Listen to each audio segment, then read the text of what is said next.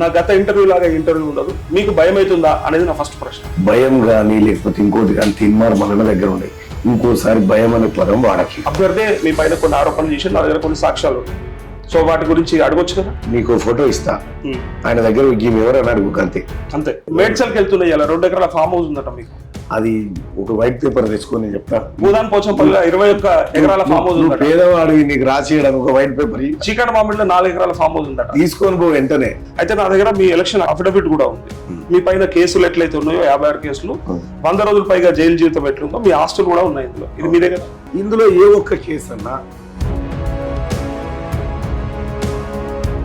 Court చెప్పిందా ఇప్పటి వరకు? ఇప్పుడు ఉన్నటువంటి పరిస్థితులలో కాంగ్రెస్ ప్రభుత్వం 5 నెలల పరిపాలనలో ఆ ప్రభుత్వ వైఫల్యం మీకు నష్టమా లాభమా అంటే? కేసీఆర్ లాగా రేపే త్వరలో అనేటువంటి పదాలు వాడకుండా రేవంత్ రెడ్డి గారికి ఇష్టం ఉందా లేదా అసలు మిమ్మల్ని అంటే గెలిపించుకోవాలని, మీకు ఓటేయించమని చెప్పి కూడా ఒక్కరిని కూడా అడిగినట్టు లేడు గ్రాడ్యుయేట్లని. 34 మంది ఎమ్మెల్యేలు మంత్రులు ఇవన్నీ బయటకు చెప్పుకునేది ఇంతేనా? ఇలా ఏమన్నా మెలిక ఉందా? ఎందుకంటే రేవంత్ రెడ్డి కేసీఆర్ కంటే ప్రమాదకరం అని చెప్పి అన్న మాటకి మర్చిపోయిందంటారా? రైట్. ఒక విషయం చెప్తా ఉన్నా, రాజకీయాల్లో సో మీరు డేంజర్ అంతకంటే అని అనుకోవచ్చు కదా అనేది ప్రశ్న. నేను కేసీఆర్ కుటుంబానికి అయితే చాలా డేంజర్.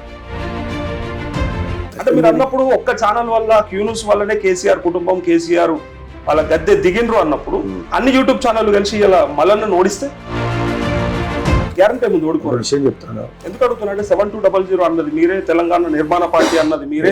సో దాని ద్వారా అందరికీ బహుజనులకు రాజ్యాధికారం రావాలని అడిగిన మీరే ఇలా మీ ఒక్క పదవి కోసం పార్టీలో చేరండి. ఇంకొకసారి కేసీఆర్ అధికారంలో ఉంటే నన్ను చంపడం ఒకటే మిగిలేదు. చాలా మందిని చాలా పరుషంగా విమర్శించిన మల్లన్న ఒక విమర్శకి చాలా హట్ అయినట్టు అనిపిస్తోంది. కేటీఆర్ బిట్స్ పిలాని వర్సెస్ పల్లి బఠానీ అన్న దగ్గర ఎందుకంత బాగా అనిపిస్తుంది మీకు? నీకు ఇంకా పగర్ తగ్గలేదు.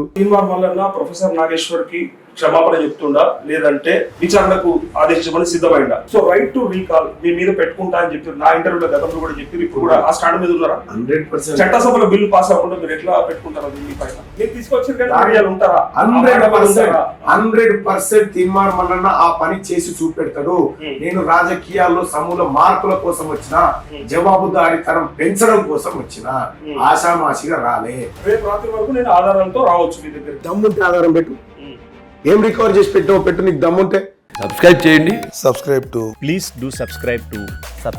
Please like, share and subscribe to top Telugu TV. Top Telugu TV. Top Telugu TV.